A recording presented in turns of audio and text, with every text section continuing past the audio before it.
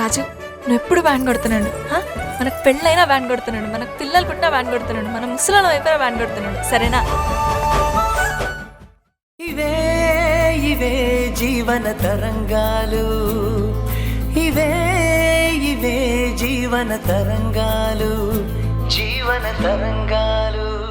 నీ గురించి అక్కడ కళ్ళారా చూసిందాన్ని నేనైతే అదేం చెప్తుంది? చివరికి నీ కన్న కూతురు కట్టుకున్న భార్య కూడా నిన్ను నమ్మలేని పరిస్థితికొచ్చావు. ఇంతకన్నా నీకింకో అవమానం ఉంటుందా?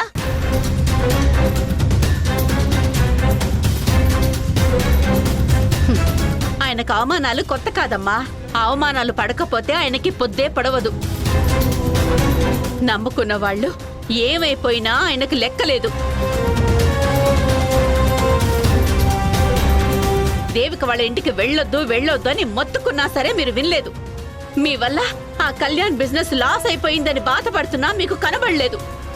అయినా సరే చెయ్యొద్దన్న పనిని చేయడానికే పుట్టినట్టుగా ప్రవర్తిస్తున్నారు. మీకు కొంచెం కూడా రోషం పౌరుషం లేవా?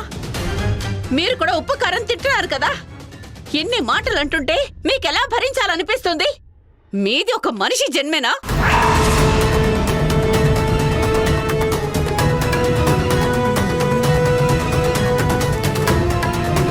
ఎందుకు నాన్న, నేను ఆశపడింది ఏది నాకు దక్కకుండా పోతుంది.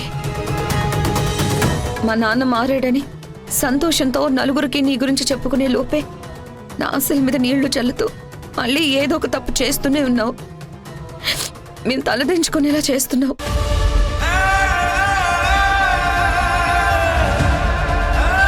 ఆయనకి తలదించుకోవడం అలవాటేనే. ఇప్పుడు మనందరం కూడా తలదించుకునేలాగా చేయాలని చేతికి గట్టిగా కంకణం కట్టుకున్నారు. మనం మాత్రమే సరిపోదు, అక్కడ నా తోడబుట్టిన చెల్లెల్ని కూడా నానా రకాలుగా ఇబ్బందులు పెట్టి మనశ్శాంతి లేకుండా చేస్తున్నారు. ఈ పాపం మిమ్మల్ని ఊరికే వదిలిపెట్టదు. మా ఊసరి మీకు తగులుతుంది, మట్టి కొట్టుకుపోతారు.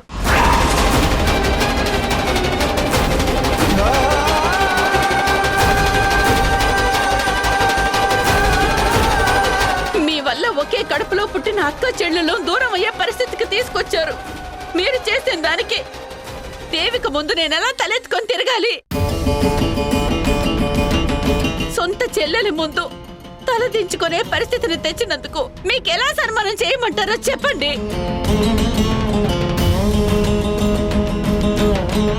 కీర్తి, వెళ్ళి ఒక పూలదండ శాలువా తీసుకురా.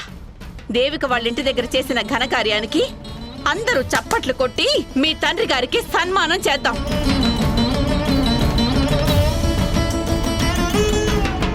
వద్దత్తయ్యా, తొందరపడి అలాంటి పనులు చేయకండి.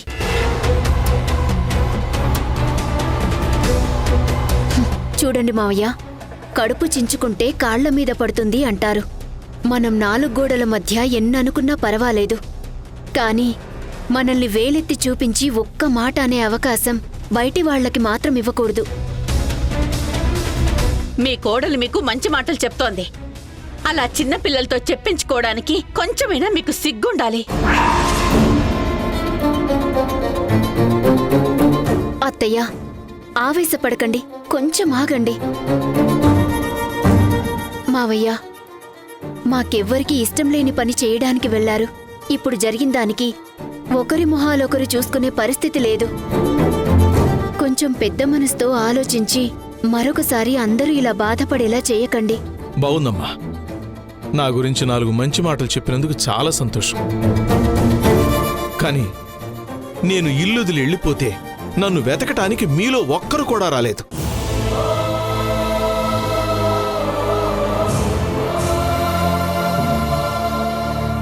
కానీ దేవికొచ్చింది. ఈ విషయాన్ని నా జీవితాంతం మర్చిపోలేను. అలాంటి దేవికి నేను తలవంపులు తెచ్చే పని చెయ్యాలని ఎలా అనుకుంటానమ్మా?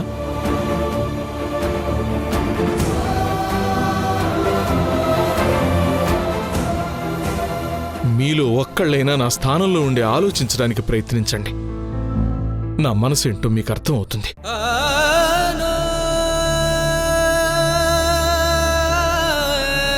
అపార్థాలతో జరిగిన సంఘటనల్ని దృష్టిలో పెట్టుకుని నా క్యారెక్టర్ని జడ్జ్ చేయకండి. మీరనుకుంటున్నట్టు పాత రాజశేఖర్ని కాదు. నేను చచ్చి బ్రతికిన రాజశేఖర్ని. రెండో జన్మలో తప్పులు సరిదిద్దుకుంటానే గాని మళ్ళీ అవి చెయ్యాలని కల్లో కూడా అనుకోను. మారిన మనిషి అనడం తప్ప మీ చేతల్లో అది ఏదీ కనపడ్డం లేదు. పదే పదే అబద్ధం చెప్పి నిజమని నమ్మించలేరు. ఒకవేళ మీరు నమ్మించినా మేమెవరము నమ్మం.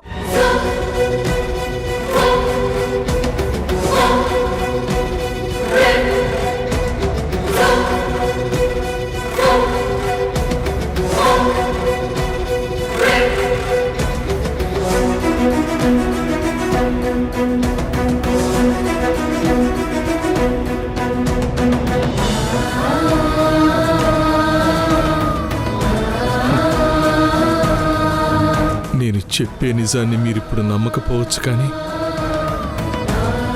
టైం వచ్చినప్పుడు అక్కడ ఏం జరిగింది, ఏం జరగబోతోంది అన్న నిజం మీకే తెలుస్తుంది.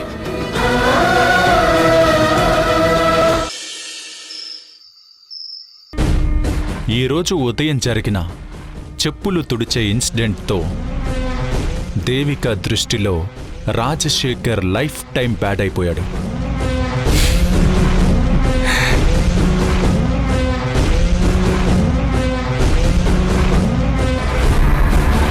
ఇక రాజశేఖర్ మొహం చూస్తేనే దేవికకి అసహ్యం కలిగేలా అయింది. నా ప్లాన్ ప్రకారమే దేవికకి తన ఫ్యామిలీ దూరమయ్యే గోల్డెన్ ఛాన్స్ వచ్చింది. నాలాంటి బ్యాడ్ బాయ్స్ కూడా టైం కలిసి వస్తుందని ఈరోజు ప్రూవ్ అయింది. Thanks God, thank you so much.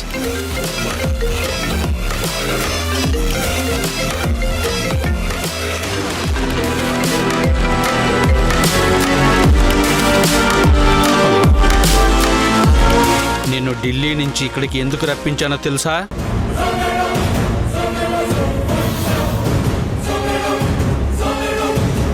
తెలుసు. దేవికని నా గ్రిప్లోకి తెచ్చుకుని నేను చెప్పినట్టు తను చేసేలా, మన పనులకి అడ్డం రాకుండా ఉండేలా చేయడానికి నన్ను ఇక్కడికి రప్పించారు. మరి నువ్వేం చేస్తున్నావు? వచ్చిన పని మీదే ఉన్నాను. దేవిక ఇప్పుడిప్పుడే నా గ్రిప్లోకి వచ్చేలా చేశాను. తను కంప్లీట్గా నా కంట్రోల్లోకి రావడానికి ఇంకా టైం పడుతుంది. ఇంకెంత టైం కావాలి నీకు? నువ్వు చేసే లేటు వల్ల నాకు జరిగే డ్యామేజ్ అంతా నీ ఊహకే అందదు. అక్కడేదో నీకు భార్య దొరికిందని ఇంటి ఫుడ్ తింటూ ఆ దేవికని పొగుడుతూ కాలు మీద కాలేసుకుని ఎంజాయ్ చేస్తున్నావు. దేవికని డ్యూటీ నుంచి తప్పించడం తప్ప నువ్వు అన్ని ఎక్స్ట్రాలు చేస్తున్నావు. What is this non sense? No no, నేనొక ప్లాన్తో దేవికని ట్రాప్ చేస్తున్నాను. నాకు రిజల్ట్ కావాలి, ఎక్స్ప్లెనేషన్స్ కాదు. నాకిచ్చిన కమిట్మెంట్ గుర్తుందా? ఎస్, గుర్తుంది. నువ్విలా లేట్ చేస్తే మన మధ్య డీల్ క్యాన్సిల్ చేయాల్సి వస్తుందని, నీకు దక్కాల్సింది దక్కకుండా పోతుందని మర్చిపోయావా? లేదు లేదు, నేనేం మర్చిపోలేదు. ఢిల్లీలో నీ జాబ్ పోగొట్టుకొని, అప్పుల పాలై పరువు పోగొట్టుకొని, నడి రోడ్డులో నిలబడ్డ నిన్ను ఇక్కడికి పిలిపించి రాయల్ ట్రీట్మెంట్ దక్కేలా చేశాను. Don't forget that. మీరేం టెన్షన్ పడకండి, నేనేదీ మర్చిపోలేదు. ఆ దేవికని మీ కంట్రోల్లో పెట్టుకోలేకపోవడం వల్లే నన్ను ఇక్కడికి పిలిపించారని నాకు తెలుసు. కానీ దేవికని లొంగ తీసుకోవడం మనం అనుకున్నంత ఈజీ కాదు. ఆ దేవికని నమ్మించడం కన్నా ఆ సింహాన్ని మచ్చిక చేసుకోవడమే తేలిక. దేవిక చాలా అడ్వాన్స్గా థింక్ చేస్తుంది. ఎదుటి వాళ్ళ ప్రతి చిన్న మూమెంట్ అనలైజ్ చేసి వాళ్ళ ఎక్స్పెక్టేషన్స్ ఏంటో పసిగట్టి వాళ్లతో ఎలా రియాక్ట్ అవ్వాలో అంతవరకే రియాక్ట్ అవుతుంది. ఎవ్వరినీ అంత ఈజీగా నమ్మదు. ఏ మాత్రం తేడా వచ్చినా తనిచ్చే పనిష్మెంట్ మన ఊహకు కూడా అందదు. తను మన దారిలోకి రావాలంటే కొంచెం టైం పడుతుంది. వెయిట్ చేయాల్సిందే. ముందు తనని ఎమోషనల్గా లాక్ చేయాలి. అందుకే తనకి తన ఫ్యామిలీ దూరం అయ్యేలా ఒక్కో స్టెప్ వేస్తున్నాను. రిజల్ట్ కూడా ఇప్పుడు మనకి ఫేవర్గానే వస్తుంది. దేవిక కూడా స్లోగా నా ప్లాన్ ప్రకారమే నాకు సరెండర్ అవ్వబోతుంది. దేవికకి పిల్లలంటే పిచ్చి.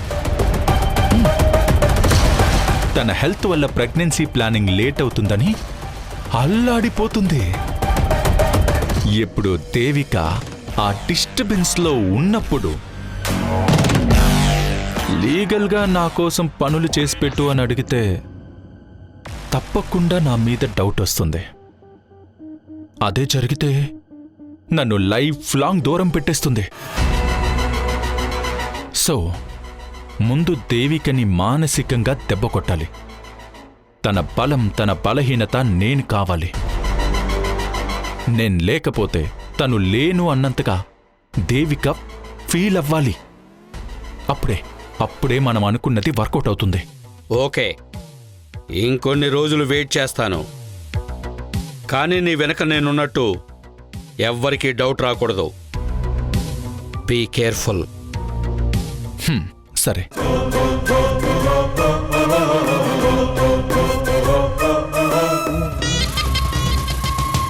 దేవికా కొడతా, గట్టిగా కొడతా.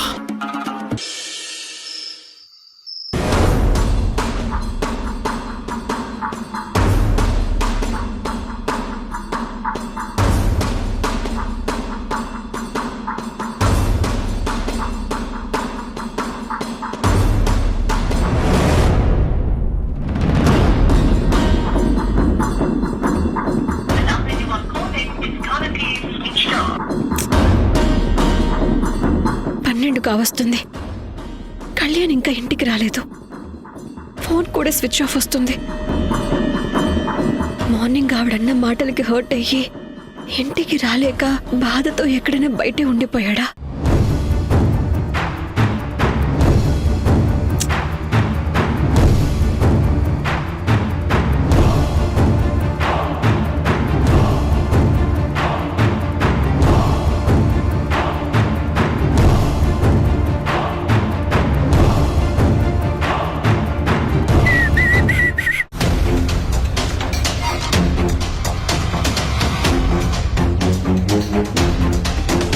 కళ్యాణ్ నన్ను ఇబ్బంది పెట్టే పనులేవి చేయడు.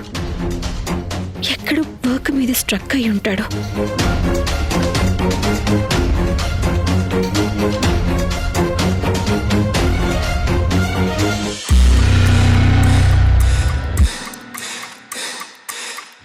పాపం, మిడ్ నైట్ అయినా నేనింకా ఇంటికి రాలేదని తెగ టెన్షన్ పడిపోతూ వెయిట్ చేస్తూ ఉంది. గంట క్రితం వరకు నేను పబ్లో పిచ్చ ఎంజాయ్ చేసిన సంగతి తనకి తెలియదు. పిచ్చిది. ఫోన్ స్విచ్ ఆఫ్ అయ్యేసరికి ఏదో వర్క్ బిజీలో ఉండుంటాడని ఫీల్ అయి ఉంటుంది. దీనికి టాబ్లెట్స్ ఇచ్చే మత్తు కన్నా నేను ఎమోషనల్ బ్లాక్మెయిల్ ద్వారా ఇచ్చే కిక్కే ఎక్కువ.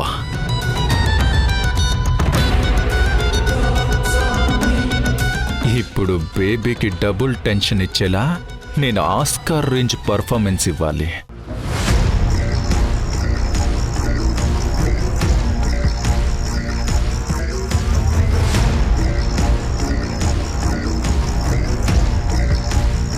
కళ్యాణ్, వచ్చావా?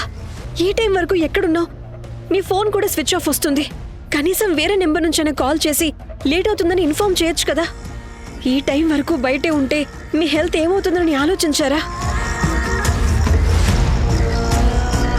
అలా కూర్చున్నారేంటి? పదండి, వెళ్ళి హ్యాండ్ వాష్ చేసుకోండి. భోజనం వడ్డిస్తాను. ఆకలిగా లేదు దేవిక. బయట భోజనం చేశారా? ఆకలి వేస్తే అన్నం తినొచ్చు, కానీ ఆకలే చచ్చిపోయినప్పుడు ఏమీ తినాలనిపించదు. ఏంటి కళ్యాణ్, మార్నింగ్ జరిగిన గొడవని మనసులో పెట్టుకున్నావా? లేదు దేవిక, ఆ విషయం అప్పుడే వదిలేశాను. మరి దేని గురించి డిస్టర్బ్ అయ్యావు?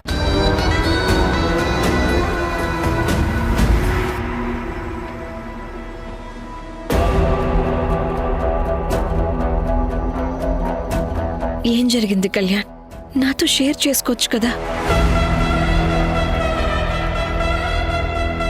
జాబ్ చేసేటప్పుడు లంచాల కూడు తినడం వల్లేమో నాకు ఆకలి విలువ అస్సలు తెలియలేదు. కానీ ఇప్పుడు అన్నం ముందున్నా తినలేని స్థితిలో ఉన్నాను. అసలు అన్నం తినే అర్హతే లేనివాణ్ణయ్యాను. బాధపడుకు కళ్యాణ్. ఏమైందో చెప్పు. నువ్విలా బాధపడుతుంటే నేను చూడలేకపోతున్నాను. ప్లీజ్ చెప్పు.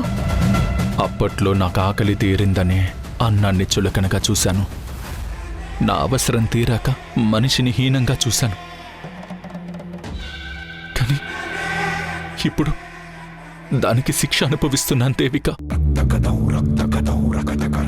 ముందు ఏం జరిగిందో అది చెప్పండి. దేవిక, నేను మారిపోయిన మనిషినని ఇక్కడికొచ్చాను. కానీ ఈ ఇంట్లోకొచ్చిన దగ్గర నుంచి ఈ రోజు వరకు నువ్వు కష్టపడి సంపాదించిన పైసాని నేను ఖర్చు పెడుతున్నాను. నీ తిండే తిన్నాను. నువ్వు బ్యాంక్ లోన్ పెట్టి ఇప్పించిన డబ్బంతా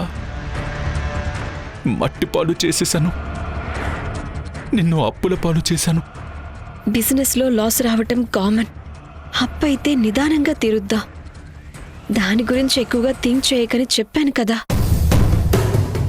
అయినా నీ డబ్బు నా డబ్బు అనే డిఫరెన్సెస్ మనిద్దరి మధ్య ఉండకూడదు. ఇదంతా మనిద్దరిదే. ఇంకా చెప్పాలంటే మీదే కళ్యాణ్. లేదు దేవిక, సంపాదించే యోగ్యత లేని వాడికి తినే యోగ్యత కూడా లేదు. మీరు ఎక్కువగా ఊహించుకుని అపార్థం చేసుకుని మాట్లాడుతున్నారు. లేదు దేవిక, నిజం చెప్తున్నాను. ఒక భర్తగా నిన్ను పోషించాల్సిన బాధ్యత నాది.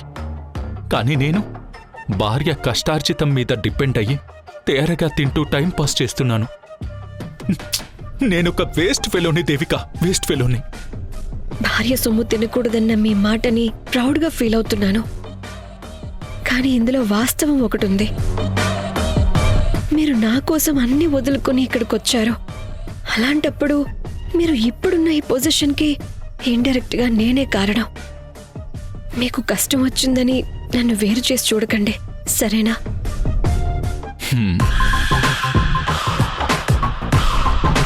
ఈ మాత్రం నువ్వు సపోర్ట్ చేస్తే చాలు.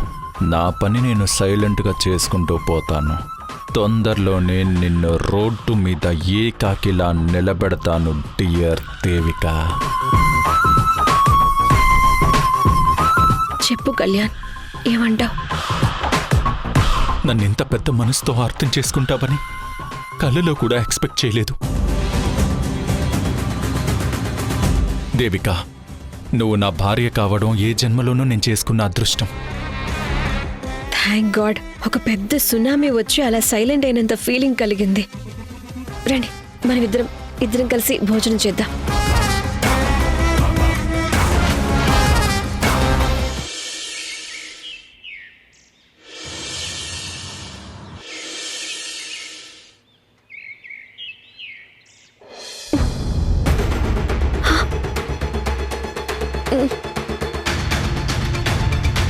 ఇదేంటి సడన్ గా కళ్ళు తిరుగుతున్నాయి?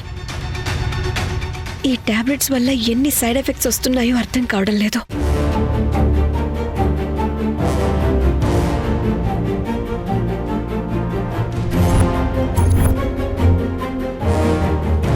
కళ్యాణ్, కళ్యాణ్,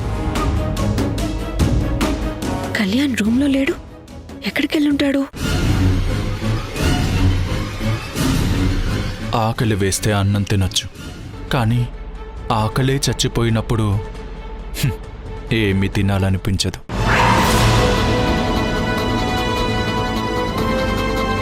నువ్వు బ్యాంక్ లోన్ పెట్టి ఇప్పించిన డబ్బంతా మట్టిపాలు చేసేశాను. నిన్ను అప్పుల పాలు చేశాను. సంపాదించే యోగ్యత లేని వాడికి తినే యోగ్యత కూడా లేదు.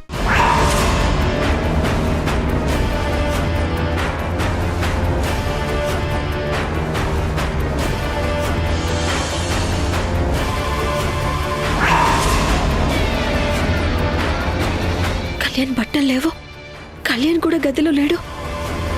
ఎక్కడికి వెళ్ళాడు?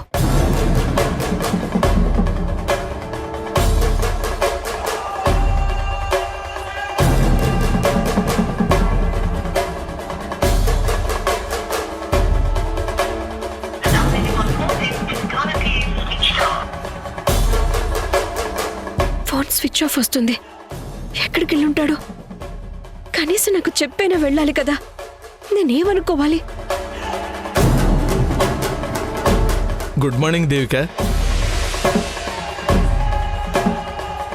టెన్షన్గా ఉన్నావేంటి? ఏమైంది?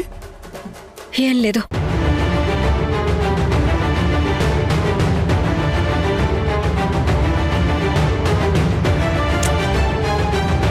అసలు ఏం జరిగిందో చెప్పమ్మా.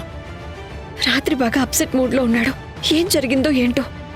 ఏదైనా ప్రాబ్లం ఉంటే చెప్పమ్మా, నా చేతనైంది నేను చేస్తాను. మా ఆయన ఇంట్లో లేడు. ఎక్కడికి వెళ్ళాడో తెలీదు. ఫోన్ స్విచ్ ఆఫ్ వస్తుంది. నువ్వేవైనా వెళ్ళి వెతికి తీసుకురాగలవా? ఎందుకు అనవసరంగా డిస్టర్బ్ చేస్తావు? ఒకవేళ ఆఫీస్కి వెళ్ళుంటాడేమో. ఆఫీస్కి వెళ్ళేవాడు బట్టలన్నీ సర్దుకొని వెళ్ళడు. అసలే బిజినెస్ లో లాస్ అయిందని నైట్ అంతా చాలా టెన్షన్ పడ్డాడు. తెల్లారి చూస్తే మనిషి లేడు. బిజినెస్ లాస్ అవ్వడంతో మూడ్ ఆఫ్ అయ్యి ఎక్కడికైనా వెళ్ళిపోయాడేమోనని నాకు డౌట్గా ఉంది. అమ్మా, నువ్వేం టెన్షన్ పడకు. నేను ఆఫీస్ వాళ్ళకి కాల్ చేసి కళ్యాణ్ గురించి తెలుసుకుంటాను.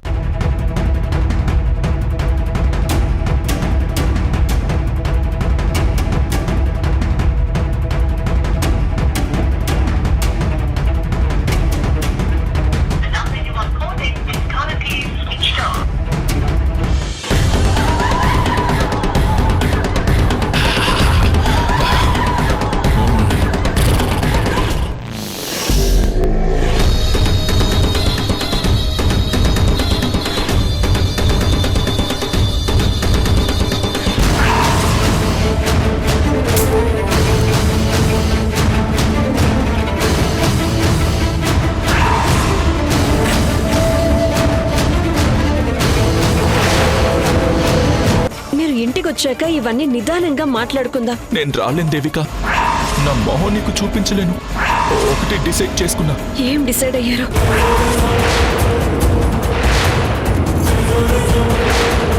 డాక్టర్ డాక్టర్ గారు కాపాడండి. డాక్టర్ గారు, దేవికి ఏం కాకుండా చూడయ్యా.